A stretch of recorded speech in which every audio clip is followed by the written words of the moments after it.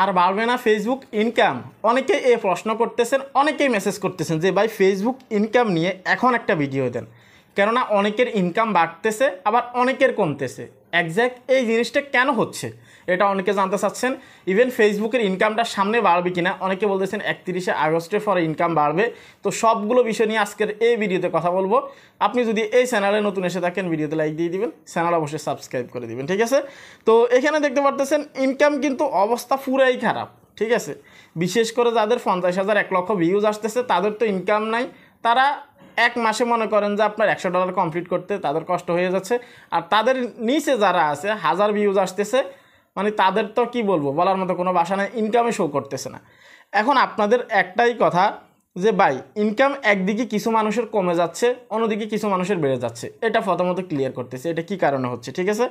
আপনারা সবাই জানেন রিসেন্টলি ফেসবুক থেকে আমাদেরকে নোটিফিকেশনের মাধ্যমে জানানো হয়েছে যে আপনি যদি ইনকাম বেশি করতে চান সেক্ষেত্রে আপনার অ্যাভারেজ ভিউ ডিউরেশন কিন্তু বাড়াতে হবে, অর্থাৎ আপনার এঙ্গেজমেন্ট বাড়াতে হবে, ঠিক আছে? এঙ্গেজমেন্ট বাড়ালে আপনার ইনকামটা একটু বেশি হবে। এখন ধরে নিলাম এঙ্গেজমেন্ট বাড়ালেন, আপনার এঙ্গেজমেন্ট বাড়তেছে কিন্তু তারপরেও আপনার ইনকাম হচ্ছে না।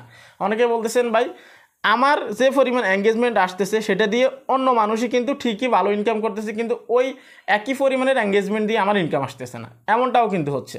তো তাদের জন্য উত্তর হচ্ছে একটাই, একটা জিনিস মাথায় রাখবেন, এই যে কন্টেন্ট মনিটাইজেশন আসছে, এই কন্টেন্ট মনিটাইজেশনের মাধ্যমে আপনার যে ভিডিওগুলো আছে সেগুলোতে কিন্তু অ্যাডস শো করানো হয়, ঠিক আছে? অ্যাড দেওয়া হয়। তো যে অ্যাডসগুলো আপনার ভিডিওতে শো করানো হয় সেগুলো কিন্তু সবগুলোর প্রাইস কিন্তু একরকম হয় না, ঠিক আছে? আপনারা সবাই জানেন অ্যাডভার্টাইজার কোম্পানি কিন্তু বিভিন্ন ধরনের হয়, ঠিক আছে? যাদের যেই রকম প্রোডাক্ট এবং কি যাদের যেই রকম বাজেট সেই অনুযায়ী কিন্তু ইনকামটা আসে। আপনারা অনেক সময় দেখবেন যে একজনও যদি হচ্ছে যে গ্যাজেট ক্যাটাগরির ভিডিও আপলোড করে তার ওইখানে কিন্তু ইনকামটা একটু বেশি আসে, কেননা সেখানে ওই রিলেটেড বা ওই রিলেভেন্ট অ্যাডসগুলো শো করানো হয়।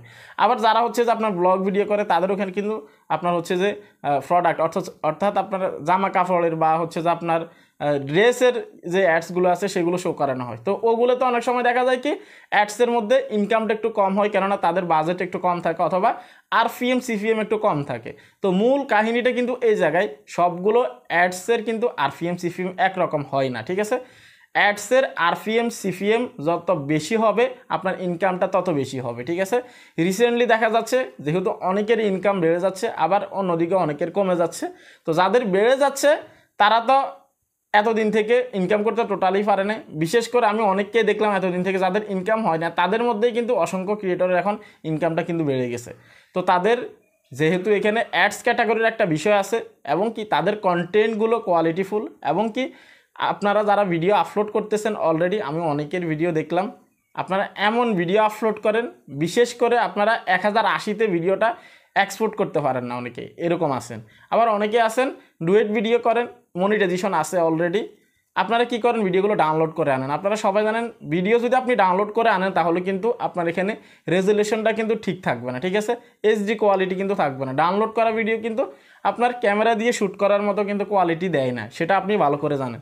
তো সেক্ষেত্রে অনেকগুলো বিষয় অনেকগুলো ফ্যাক্ট কিন্তু এখানে আছে ইনকাম কমে যাওয়ার এবং কি ইনকাম বাড়ার। তো এখন যে বিষয়টা সেটা হচ্ছে যে এখন যাদের ইনকাম কমে যাচ্ছে তাদের কি হবে। তো আমি আপনাদেরকে বলবো যদি আপনার অ্যাডস আপনার ভিডিওতে অ্যাডস শো করে ঠিকই কিন্তু ইনকাম একটু কম দিচ্ছে, আপনি আপনার যে ভিডিও আছে সেটাতে সিটিএ বাড়ানোর চেষ্টা করেন। আপনার অডিয়েন্সকে বলেন যে আপনার সাথে এঙ্গেজ থাকার জন্য, অথবা আপনি এমন ভিডিও মেক করেন shareable content engaging content upload করেন, সেক্ষেত্রে এঙ্গেজমেন্ট একটু বেশি আসবে।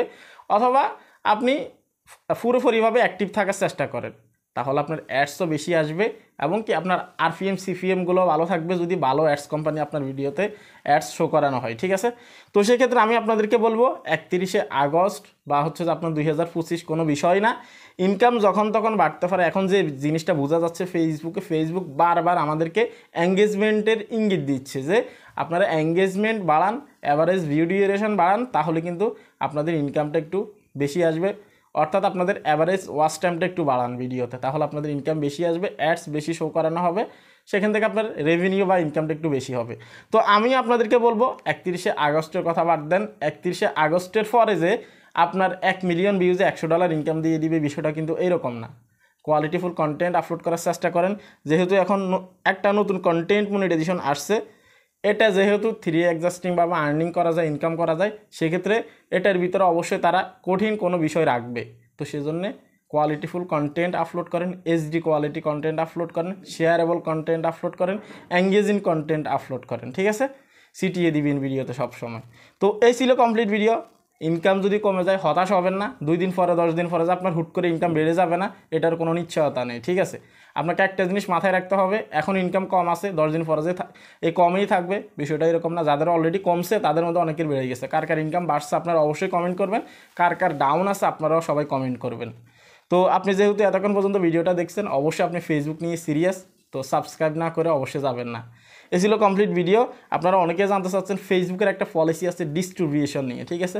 যদি এই পলিসি আপনি জানতে চান অবশ্যই এই ভিডিওতে ক্লিক করেন। ভালো থাকবেন সবাই, আল্লাহ হাফিজ।